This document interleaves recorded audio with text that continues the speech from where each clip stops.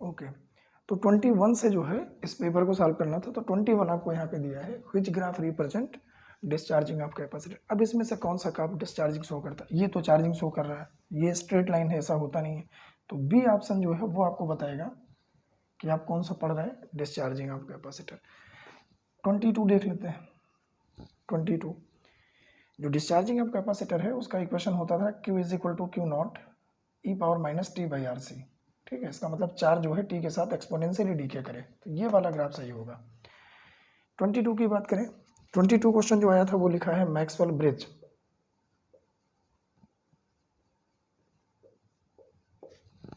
Maxwell bridge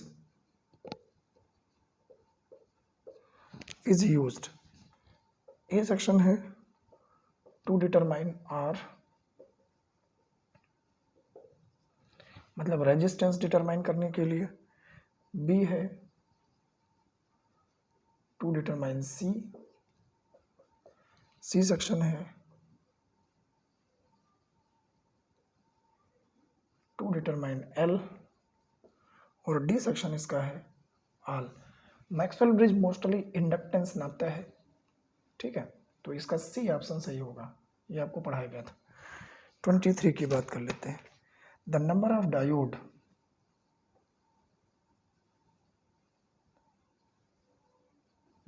diode okay used in bridge rectifier,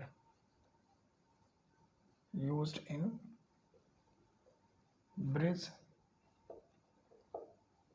rectifier। आपको बताना है कितने डायोड जो है वो ब्रिज रेक्टिफायर में यूज होते हैं। ए 2, बी आपका जो है 1, सी आपका जो है वो 3 है, और डी आपका जो है वो 4 है। ब्रिज रेक्टिफायर अगर आपका है तो फुल वेव है, और उसमें 4 रेक्टिफायर, 4 जो है डायोड यूज होते थे। एक समय कोई 2 कंडक्ट करता था। ओके, 24 पे आ जाते हैं। 24 आपको दिया है Schering bridge is used to, Schering bridge used to. अब शेयरिंग ब्रिज क्या डिटरमाइन करता है वो आपको बताना है। ठीक है, to determine R, okay, to determine C,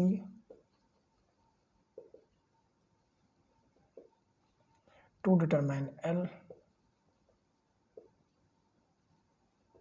okay, to determine V. Schering bridge और बीन ब्रिज वो जो है कैपेसिटेंस नापने के लिए बनाया गया है। ओके, तो इसका मतलब ये है कि इसका बी ऑप्शन सही होगा, कुछ इस तरह। ठीक है भाई, ये सब धीरे धीरे आपको याद हो रहे होंगे, बहुत ज़्यादा इनमें प्रॉब्लम नहीं है, सो बहुत ज़्यादा परेशान होने की ज़रूरत नहीं है। 25 की बात कर लेते हैं। ठीक है, क्वेश्चन 25। अब 25 में क्या है, the average power dissipated in, average power dissipated मतलब होता है नुकसान होना, इन प्योर इंडक्टेंस। ठीक है, अगर प्योर इंडक्टेंस आपके पास है तो उसमें एवरेज पावर कितना जो है वो डिसिपेट होगा। अब ऑप्शन आपके दिए हैं हाफ एल आई स्क्वायर, ठीक है, बी आपको दिया है एल आई स्क्वायर, सी आपको दिया है 0, डी आपको दिया है 2 LI स्क्वायर। ओके, इनमें से किस में प्योर इंडक्टेंस होगा, तो 25। 26 की बात कर लेते हैं। जर्मेनियम क्या है, तो जर्मेनियम आपको पता है, सिलिकॉन, जर्मेनियम, कार्बन, सब सेमी कंडक्टर, जाहिर सी बात है सेमी कंडक्टर ही होगा।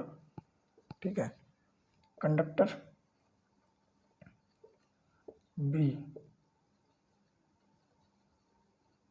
इंसुलेटर सी, सेमी कंडक्टर, और डी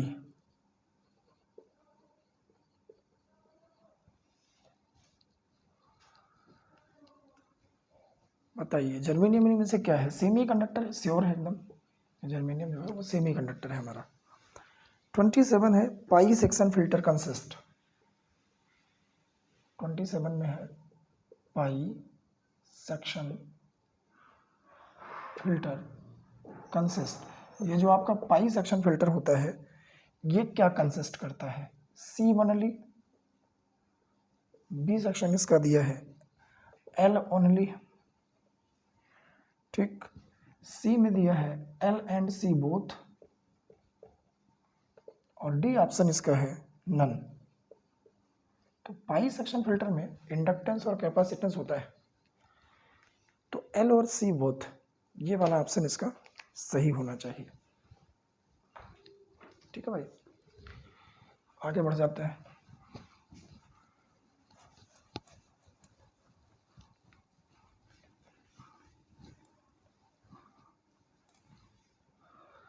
ट्वेंटी 28 पे आते हैं। 28 आपका क्या है, क्वेश्चन नंबर 28 जो आया था इसमें वो था the number of depletion layer in transistor, the number of depletion layer in transistor. आपको पता है ट्रांजिस्टर में पीएनपी या एनपीएन होगा तो 2 डिप्लीशन लेयर बनेगी, तो उसमें ए ऑप्शन दिया है 4, बी ऑप्शन आपको दिया है 1, सी ऑप्शन दिया है 3 और डी दिया है 2। 2 डिप्लीशन लेयर बननी चाहिए, डी वाला सही होगा। 29 चेक कर लेते हैं। 29 है in common base transistor, transistor आपको कौन सा दिया है, कॉमन बेस, ठीक। आईसी की जो वैल्यू है आपकी वो है 1.98 मिली एम्पियर, ओके। आईबी जो आपको दिया है वो 0.02 मिली एम्पियर। आपसे कह रहा है कि बताइए करंट गेन इज, ऑप्शन आपके हैं 1, बी में पूछ रहा है 0.90, सी में है 0.99 और डी ऑप्शन आपका है 2.0। बताइए कॉमन बेस है, जाहिर सी बात है अल्फा, तो अगर बेस कॉमन होगा तो हमने आपको कई बार बताया है कि अगर बेस कॉमन है तो इधर इमीटर हो जाएगा, इधर कलेक्टर हो जाएगा, तो इसका जो करंट एम्प्लीफिकेशन फैक्टर बनेगा वो IC अपॉन IE बनेगा, ओके। और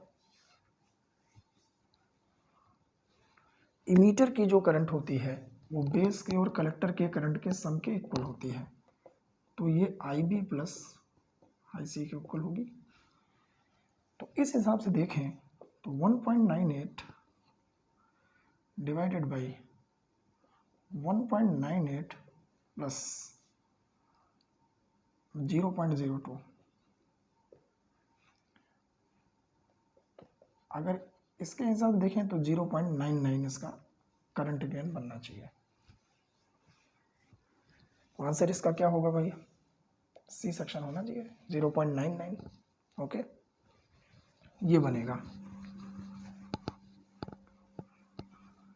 इस तरह से आप लगा सकते हैं इसको, अक्सर ये क्वेश्चन इसका जरूर पूछता है करंट एम्प्लीफिकेशन फैक्टर का, ठीक है।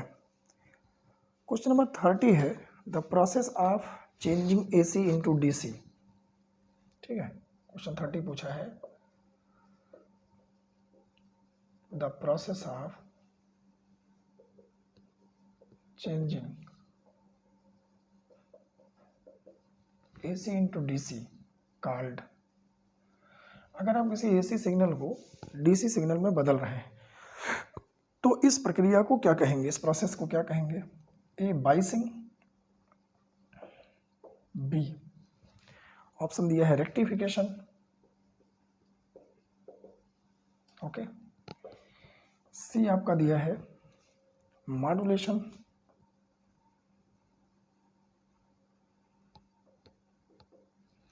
और डी दिया गया है एम्प्लीफिकेशन।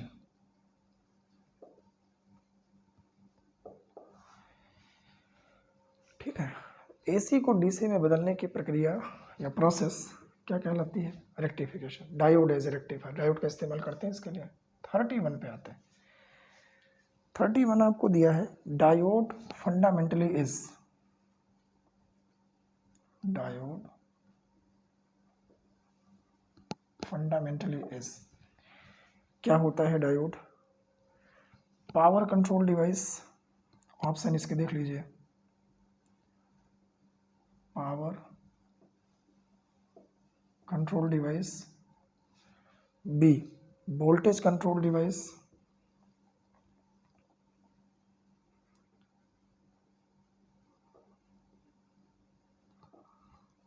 सी रेजिस्टेंस कंट्रोल डिवाइस,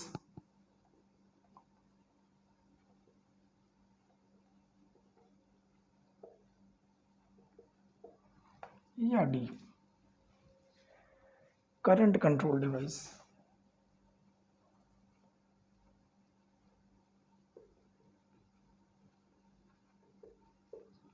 डायोड इनमें से क्या है? पावर कंट्रोल है, करंट कंट्रोल है, वोल्टेज कंट्रोल है, रेजिस्टेंस कंट्रोल है। कुछ जनरली तो डायोड कंट्रोल डिवाइस है ही नहीं, ये बहुत सही क्वेश्चन नहीं है। लेकिन diode as a voltage regulator आप इस्तेमाल करते हैं, तो कंट्रोल क्या रेगुलेटेड शब्द का अगर इस्तेमाल होता तो शायद ज़्यादा सही था। उस हिसाब से ये वाला सही था, वोल्टेज कंट्रोल डिवाइस, क्योंकि स्टेबलाइजर के तौर पे इस्तेमाल करते हैं जेनर डायोड का हम लोग, तो वहाँ से देखें तो। लेकिन ये बहुत सही क्वेश्चन आप नहीं कह सकते इसको। 32 की बात करें, depletion layer, depletion layer is a zone in which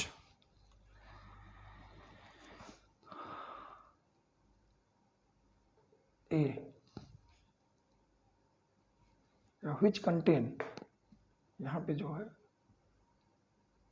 which contain मतलब बताना है कि डिप्लीशन लेयर वो कौन सा रीजन है जिसमें केवल होल होते हैं कि फ्री इलेक्ट्रॉन होते हैं। ठीक है, सी में है neither hole nor electron, neither hole nor electron, और डी दिया है नन।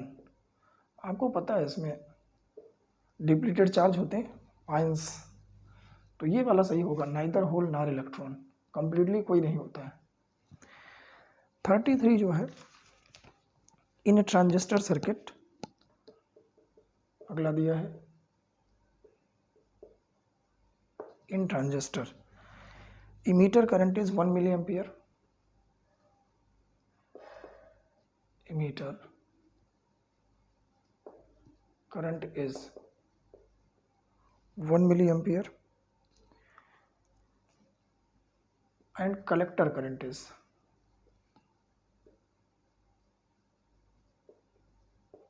जो कलेक्टर करंट है वो 0.9 मिली एम्पियर है। तो बेस करंट क्या होगा?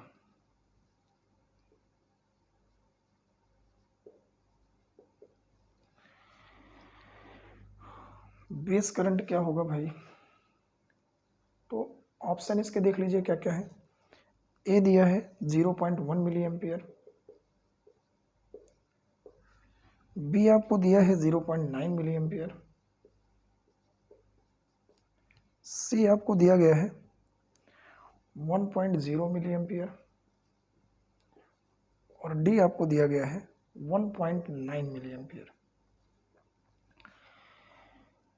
आपको पता है कि जो इमीटर करंट की वैल्यू होती है वो बेस करंट और कलेक्टर करंट के सम के इक्वल होती है।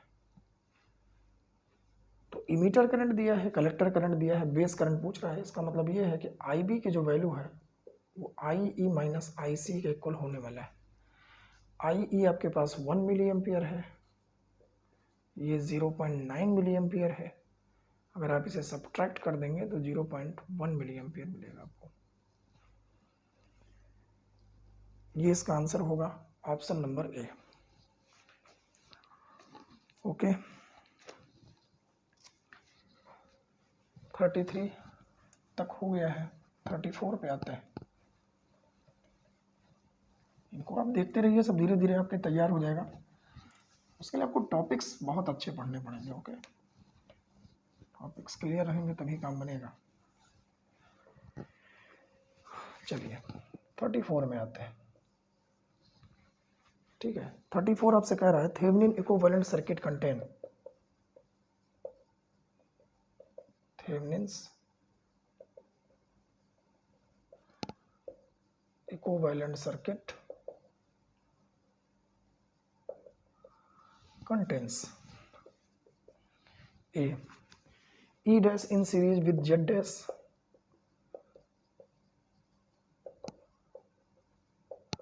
E dash को Z dash के सीरीज में, B, E dash in parallel with Z dash,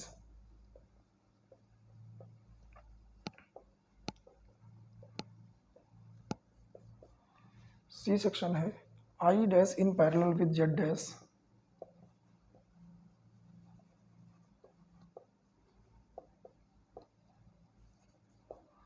और डी जो है नन ऑफ दीज। आपको पता अगर थेवेनिन है तो ई डैश जेड डैश के सीरीज में, अगर नॉर्टन होती तो ई डैश जेड डैश के पैरेलल में, आई डैश जेड डैश के पैरेलल में, sorry, current source parallel to equivalent resistance में जो है voltage source series with equivalent resistance. तो ये वाला ऑप्शन इसका सही होगा। अगर यही नॉर्टन होता तो I dash in parallel with Z dash होता।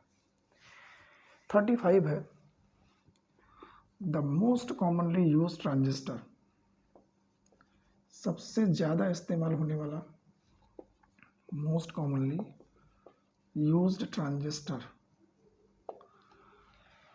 अब बहुत ज़्यादा इस्तेमाल होने वाला क्या है पूछ रहा है, कॉमन बेस है कि कॉमन इमीटर है कि कॉमन कलेक्टर है कि नन। आपको पता है कॉमन इमीटर सबसे ज़्यादा इस्तेमाल होता है क्योंकि करंट बहुत ज़्यादा देता है और स्पीड इसके पास अच्छी होती है क्योंकि मेजॉरिटी इलेक्ट्रॉन होते हैं। 36 the bandwidth in amplitude modulated wave, the bandwidth in am wave, bandwidth कितनी होगी बताना है। 2fs, बी है fc प्लस fs, डी है fc माइनस fs और डी है 2fc। यही होगा 2fs बैंडविड्थ। इसके क्वेश्चन पहले भी पढ़े हैं आप, ठीक है।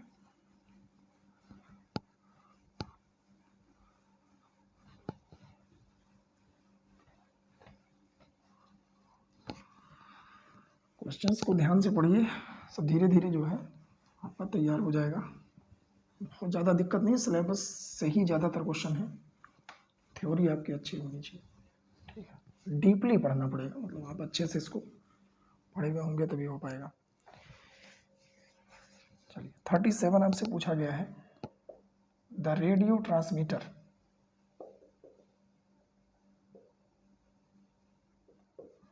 The radio transmitter are classified into,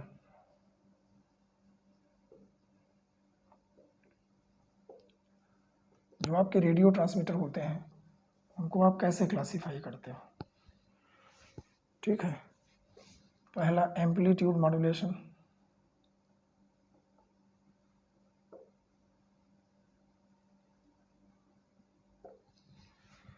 दूसरा फ्रीक्वेंसी मॉड्यूलेशन, तीसरा फेज मॉड्यूलेशन, तीसरा फेज और चौथा आल। तो वास्तव में रेडियो ट्रांसमिशन में तो सारा आता है, ठीक है। तो इसके लिए आल सही होगा कि सबका मॉड्यूलेशन हम इसमें देख सकते हैं। 38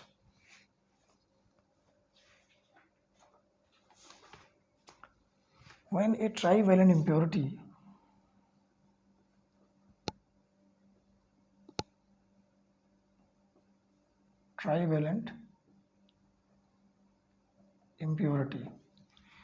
added with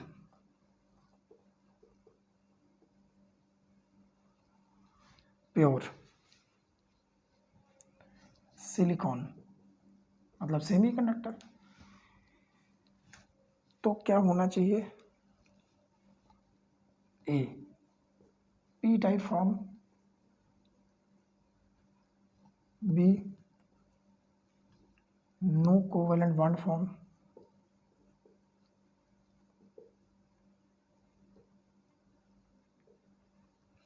सी इसका है एन टाइप फॉर्म, और डी है मटेरियल इज नेगेटिव। आपको पता है कि अगर आप सेमीकंडक्टर मटेरियल में, जो कि प्योर सेमीकंडक्टर हो, अगर आप ट्राइवेलेंट मिलाते हैं तो उसमें पी टाइप सेमीकंडक्टर बनेगा, पेंटा मिलाते थे तो एन टाइप बनेगा। ठीक है, एक में इलेक्ट्रॉन एक्सेस होगा, एक में वैकेंसीज एक्सेस होंगी। 39 की बात करते हैं। The energy band gap is maximum in, energy band gap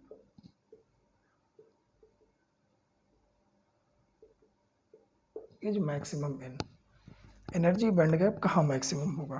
पहला मेटल्स में, दूसरा सुपर कंडक्टर में, तीसरा है इंसुलेटर में, और डी जो आपका है वो है सेमीकंडक्टर। सेमीकंडक्टर में तो बीच में होता है, सबसे ज़्यादा बैंड गैप जो होगा वो इंसुलेटर में होगा, इसीलिए इंसुलेटर है ताकि जो है बैलेंस बैंड वाले कंडक्शन बैंड तक इजीली ना जा पाए। 40 आपसे पूछा गया है, is C R O use to measure, C R O use to measure, आपका जो सी आर ओ होता है वो क्या मेजर करता है? Voltage, current, frequency, all above. पहला है वोल्टेज, दूसरा है करंट, तीसरा है फ्रीक्वेंसी मेजर कर सकता है, और डी है ऑल। आपको पता है इसका नाम मल्टी सी आर ओ है, तो सी आर ओ इनमें सबको नाप देगा। ठीक है, वोल्टेज भी बता देगा, करंट भी बता देगा, फ्रीक्वेंसी भी, all. 41 Hartley oscillator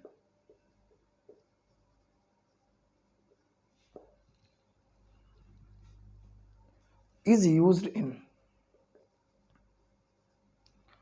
Hartley oscillator is used in A section, radio receiver पहला, बी आपका है feedback circuit,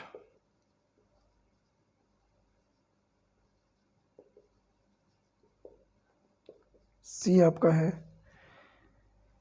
amplifier circuit,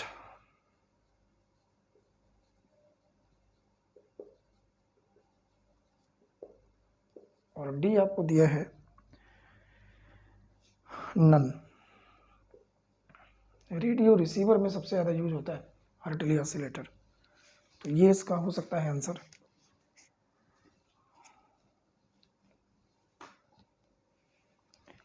forty to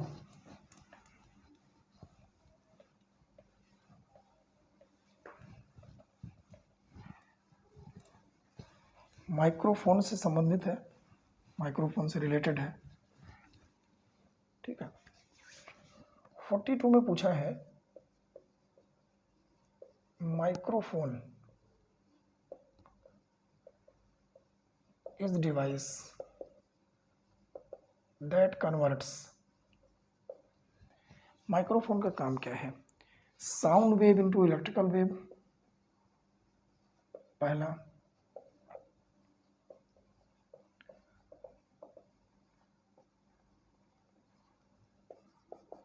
be आपका है electrical wave into sound wave, electrical wave into sound wave, C section जो आपका है वो है sound wave into microwave, sound wave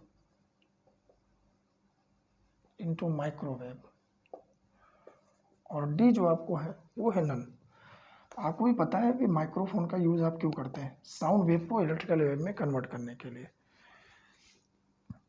43 Zener diode is commonly operated in. ये question इससे पहले भी शायद इस पेपर में था। Zener diode is commonly operated in. आपको पता है रिवर्स बायस में यूज होता है ज़्यादातर, क्योंकि इसका रिवर्स ब्रेकडाउन वोल्टेज फिक्स होता है। बाकी ऑप्शन कुछ भी दिए उससे मतलब नहीं है। रिवर्स बायस दिया है, फॉरवर्ड बायस दिया है, नो बायस दिया है, ऑल दिया है। रिवर्स दिया है, फॉरवर्ड बायस दिया है, अनबायस दिया है और डी नन है। आपको पता है इसमें रिवर्स बायस होना चाहिए।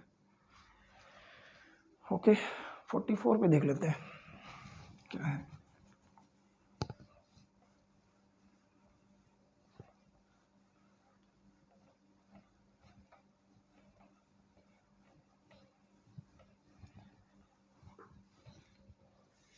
जो 44 है आपका वो है ripple factor of full wave rectifier is 44।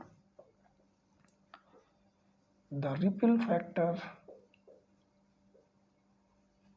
Of full wave rectifier is, ripple factor 1.21, B 0.84, C 0.48 और डी 0.25।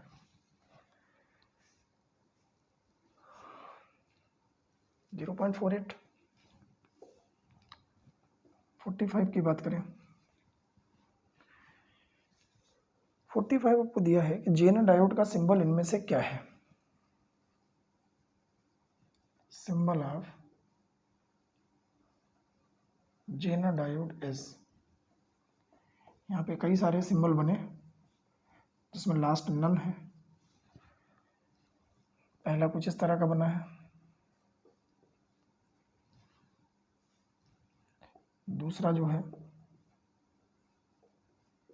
इस तरह का है, तीसरा आपका जो है वो जो है कुछ इस तरह का दिया है, लेकिन इसमें ये लाइन नहीं है। ठीक है, तो जेनर डायोड वही है जिसमें जेड शेप होता है, जेड शेप वाला जो है वो जेनर डायोड होगा। यही सबसे ज़्यादा उसकी खास पहचान होती है कि अगर शेप जेड का आकार का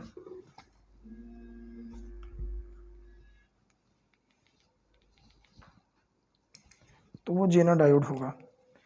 पहला वाला जो सिंबल है 45A वो सिंपल डायोड का है।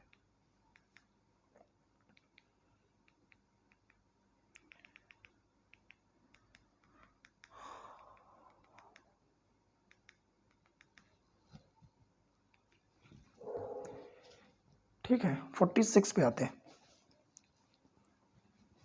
46 आपको दिया है, 46 की बात कर लेते हैं। Element of power supply is, ये भी क्वेश्चन कई बार पूछा गया है। Element of power supply is, power supply का एलिमेंट क्या होगा। पहला है ट्रांसफार्मर, ये होता ही है। बी सेक्शन इसमें दिया है रेक्टिफायर, ये भी पावर सप्लाई में होता है। सी आपके पास है फिल्टर सर्किट और डी जो आपका है वो है आल। तो आल ही इसका सही है। ट्रांसफार्मर चाहिए, रेक्टिफायर चाहिए, फिल्टर चाहिए, ये सारी चीज़ें जो है होती। 47 की बात करते हैं।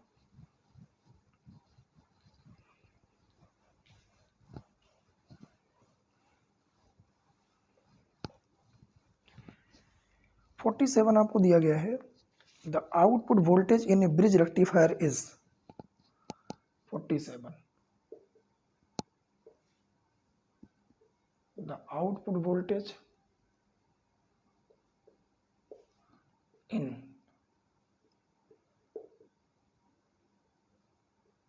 ब्रिज रेक्टिफायर इज, मतलब जो ब्रिज रेक्टिफायर होता है उसका आउटपुट क्या होगा, साइन वेव होगा, बी हाफ वेव होगी, सी फुल वेव होगी, और डी है both.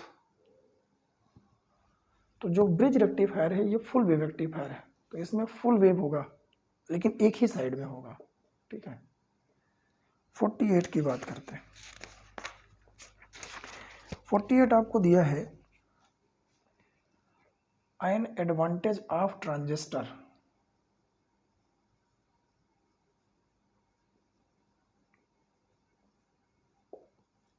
is A low cost, B long life, C small size, और D all above। तो लो कॉस्ट भी है, लॉन्ग लाइफ भी है, स्मॉल साइज भी है, ऑल एबव इसका जो है वो आंसर होगा। ओके, ये होना चाहिए। 49 जो आपके पास है वो है the step of DC power supply which step of DC power supply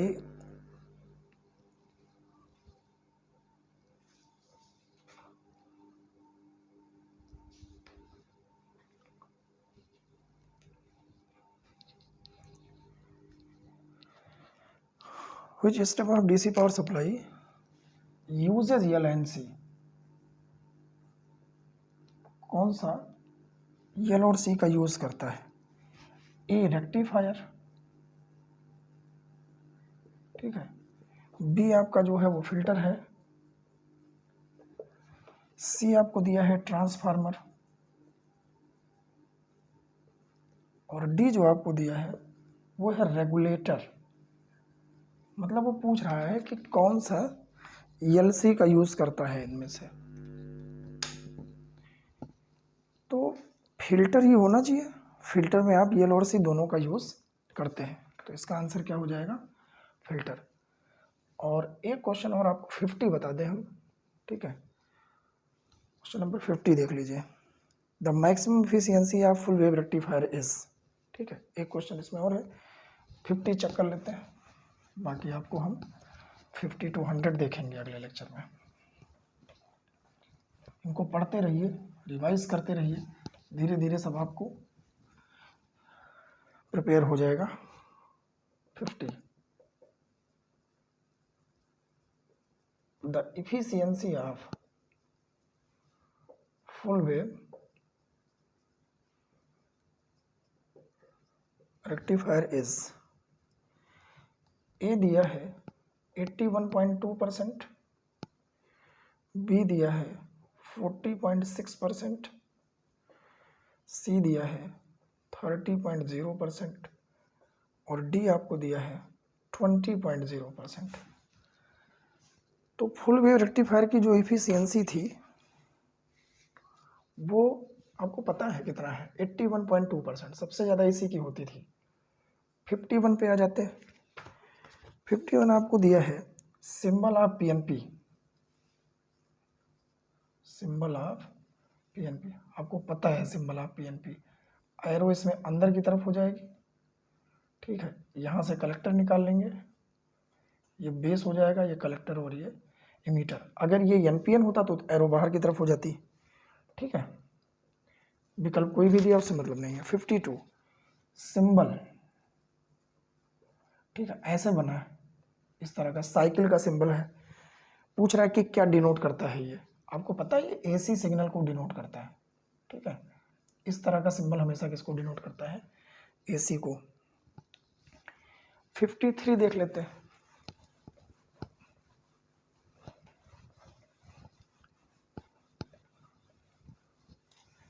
ठीक है भाई, 53 दिया है relation between alpha and beta is, A आपको दिया है alpha is equal to beta one minus alpha, B आपको दिया है alpha is equal to beta one plus alpha, C आपको दिया है beta is equal to alpha, और डी आपको दिया है alpha is equal to beta square plus one. Okay, बताना है कि इनमें से कौन सा रिलेशन अल्फा और बीटा के लिए सही है। तो beta is equal to alpha upon one minus alpha, ये वाला आंसर इसका सही होना चाहिए। 54 पूछा है how many diode used in bridge rectifier. वही क्वेश्चन है, आपको पता है चार जो है डायोड इस्तेमाल होंगे, A1 है, B2 है, C4 है और D आपका 3 है। ये भी क्वेश्चन शायद रिपीटेड है। 55 आपको दिया है value of IDC in half wave rectifier, value of IDC in half wave rectifier. ध्यान दीजिए, हाफ वेव रेक्टिफायर में IDC की वैल्यू पूछ रहा है।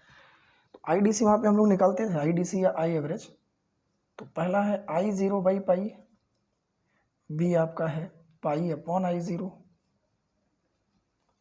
सी आपके लिए है I0 अपॉन 2 पाई, और डी आपको दिया गया है I0 बाई 2। ये वाला आंसर इसका सही होगा। IDC की वैल्यू जो हाफ वेव रेक्टिफायर में होती है वो I0 बाई पाई होती है। तो 55 तक आज हमने आपको बता दिया है, ठीक है। 21 से 55 तक इतने क्वेश्चन आप बढ़िया से पढ़ के तैयार करिए। फर्दर 55 to 100 आपको अगले लेक्चर में हम प्रोवाइड करा देंगे। थैंक यू, प्रिपेयर करते रहिए।